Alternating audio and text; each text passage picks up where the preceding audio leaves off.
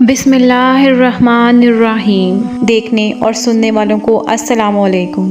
Info cabinet کی نئی video میں آپ کو خوش آمدید کہتے ہیں۔ معزز ناظرین اکرام، سکھ مذہب کے بانی بابا گرو نانک ہیں اور سکھ ازم میں کل 10 گروہ ہیں، جس کی وجہ سے آج اس دنیا میں کروڑوں سکھ نظر آ رہے ہیں۔ بابا گرو نانک نے سکھ ازم کی بنیاد رکھی۔ وہ ایک ہندو گھرانے میں پیدا ہوئے تھے، لیکن تمام عمر خدا کی وحدانیت کا سبق دیتے رہے۔ آج ہم اس ویڈیو میں آپ کو بابا گرو نانک کے بارے میں مکمل تفصیل بتائیں گے، اس لیے آپ سے گزارش ہے کہ ویڈیو کو اینڈ تک لازمی دیکھیے گا۔ شکریہ۔ بابا گرو نانک پنجاب پاکستان میں تالونڈی نامی گاؤں میں، جس سے اب ننکانہ صاحب کہا جاتا ہے، 1469 میں پیدا ہوئے۔ آپ کے والد اور والدہ دونوں ہی بہت نیک اور پارسا ہندو تھے۔ گرو نانک کی پیدائش پر خاندان کے پروہت نے جب ان کی پیشانی سے نور پھوٹتا ہوا دیکھا تو ان کے آگے ہاتھ جوڑ لیے اور نانک کی جنم پتری دیکھ کر کہا کہ ہندو اور مسلمان دونوں ہی اس کی تعریف کے گیت گائیں گے، یہی نہیں پرندے اور جنگلی جانور بھی اس کا نام لے کر اپنی حیوانیت کو چھوڑ دیں گے۔ گرو نانک نے جب ہوش سنبھالا تو انہیں ایک ہندو استاد کے پاس حساب اور مسلمان استاد کے پاس عربی اور فارسی پڑھنے کے لیے بھیجا گیا،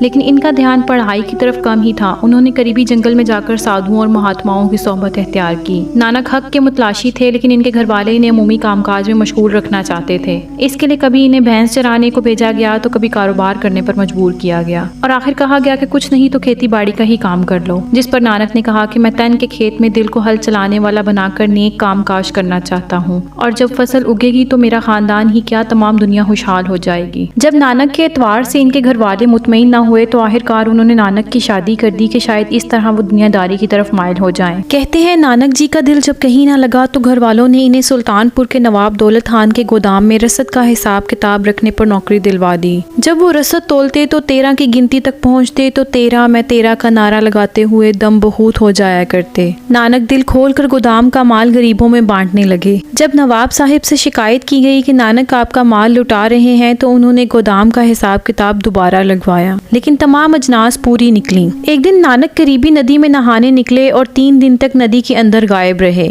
کہا جاتا ہے کہ یہی نانک کو خدا کا وصال ہوا اور خدا نے انہیں ایک پیالہ عنایت کیا اور کہا کہ اسے خود بھی پیو اور دنیا کو بھی پلاؤ۔ جب وہ ندی سے نکلے تو ان کے لبوں پر ایک انوکھا نعرہ تھا، نہ کوئی ہندو نہ کوئی مسلمان۔ شہر میں ایک ہنگامہ برپا ہو گیا کہ یہ کون ہے جو مسلمانوں کی حکومت میں اور ہندوؤں کے شہر میں دونوں کی توہین کر رہا ہے۔ قاضی نے ان کو طلب کیا اور پوچھا کہ نانک تم تو کہتے ہو یہاں نہ کوئی ہندو دکھائی دیتا ہے اور نہ مسلمان، تو پھر تم کون ہو؟ نانک نے جواب دیا کہ اگر میں اپنے آپ کو ہندو کہتا ہوں تو وہ مجھے مار دیں گے، مگر میں مسلمان بھی نہیں ہوں، میں 5 عناصر کا بنا ہوا پتلا ہوں اور نانک میرا نام ہے۔ قاضی نے کہا کہ ہو سکتا ہے کہ ہندو اپنے مذہب کو چھوڑ چکے ہوں، مگر ہم تو 5 نمازیں ادا کرتے ہیں اور وہ بھی خدا کے حضور میں کھڑے ہو کر۔ جس پر نانک نے جواب دیا کہ میں بھی دن میں 5 وقت کی نماز ادا کرتا ہوں، ایک سچ کی، دوسری حق حلال کی کمائی کی، تیسری خدا کے فضل و کرم کی، چوتھی نیت اور ایمانداری کی، اور 5ویں خدا کی حقیقی یاد کی۔ ان سے عظیم تر کوئی نماز نہیں ہو سکتی۔ قاضی نے کہا کہ میرے ساتھ نماز پڑھ کر تو دیکھو، تمہیں خود ہی فرق معلوم ہو جائے گا۔ نانک نے کہا کہ مجھے منظور ہے۔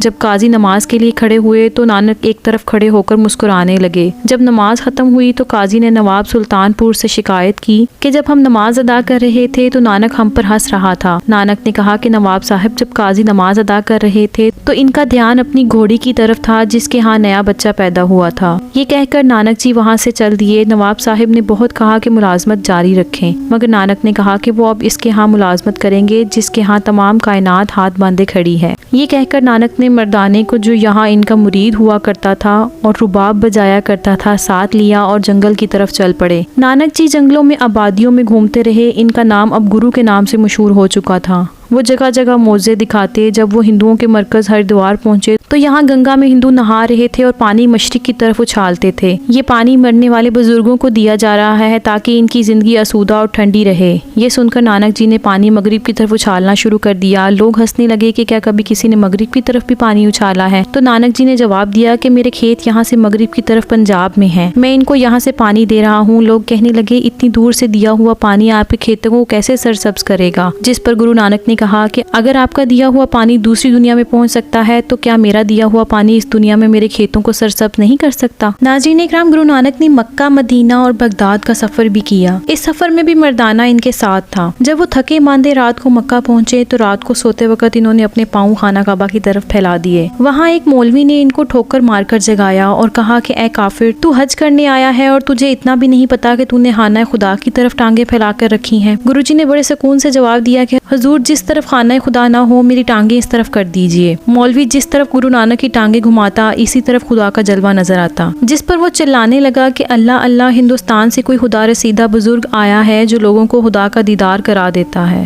گرو نانک نے جب تبلیغ کا سفر ختم کیا تو انہوں نے اپنے آخری سال کرتارپور میں گزارے۔ یہاں ہزاروں لوگ ان کا دیدار کرنے آتے۔ گرو نانک نے کئی آزمائشیں لینے کے بعد اپنی گدی اپنے بھائی لہنا کو سونپ دی۔ اس کے بعد انہوں نے اپنے خاندان اور خادموں کو جمع کیا اور خدا کی حمد و ثنا بیان کی۔ پھر تمام مجمع نے ایسا ہی کیا۔ اتنے میں بابا گرو نانک مراقبے میں چلے گئے اور اسی حالت میں ان کا وصال ہوا، جس کے بعد ان کے ہندو اور مسلمان مریدوں میں جھگڑا ہو گیا۔ مسلمان مرید کہتے ہیں کہ ہم ان کو دفنائیں گے، ہندو کہتے ہیں کہ ہم اپنی رسم کے مطابق ان کا سنسکار کریں گے۔ آخر میں دونوں اس بات پر متفق ہو گئے کہ دونوں اپنے اپنے پھول ان کے جسم پر رکھ دیں گے۔ صبح جس فریق کے پھول نہ مرجھائیں گے وہی ان کے جسم کا وارث ہوگا۔ صبح ہوئی تو دونوں فریقین کے پھول تازہ تھے اور مہک رہے تھے، لیکن جب چادر ہٹائی گئی تو بابا گرو نانک کا جسم غائب تھا۔ ناظرین اکرام، یہ حقیقت ہے کہ گرو نانک ایک ہندو خاندان میں پیدا ہوئے تھے، لیکن ان کی ساری عمر ہندوؤں کے تہذیب و تمدن اور رسم و رواج کے خلاف گزری۔ گرو نانک کو تعلیم دلوانے کا انتظام خود ان کے والد نے کیا اور انہیں ایک مسلمان معلم سید حسن کے ہاں بٹھایا۔ سید حسن نے نانک کو ہونہار دیکھ کر ان کی تعلیم و تربیت پر کوئی کسر نہ چھوڑی۔ چنانچہ بچپن ہی سے گرو نانک اسلامی عقائد سے واقف ہو گئے تھے، صوفیہ کرام کا کلام پڑھنے لگے اور ان کا پنجابی میں ترجمہ کرنے لگے۔ گرو نانک نے ہمارے پیارے پیغمبر حضرت احمد مجتبی محمد مصطفیٰ صلی اللہ علیہ وآلہ وسلم کی شان میں اشعار بھی لکھے۔ مسلمانوں کے تمام صوفیہ کرام اور ولی اللہ کے مزاروں پر حاضری بھی دی۔ اجمیر شریف میں حضرت خواجہ معین الدین چشتی علیہ رحمہ کے مزار پر 40 دن چلہ کیا۔ گرو نانک کے کلام کے مجموعے کا نام گرنتھ صاحب ہے، جو حضرت ابراہیم فرید چشتی علیہ رحمہ کی شاعری سے لبریز ہے۔ گرو نانک کا ورد ہمیشہ ہو رہا اور آپ پر ایک ایسا وقت بھی آیا کہ آپ عالم استغراق میں چلے گئے،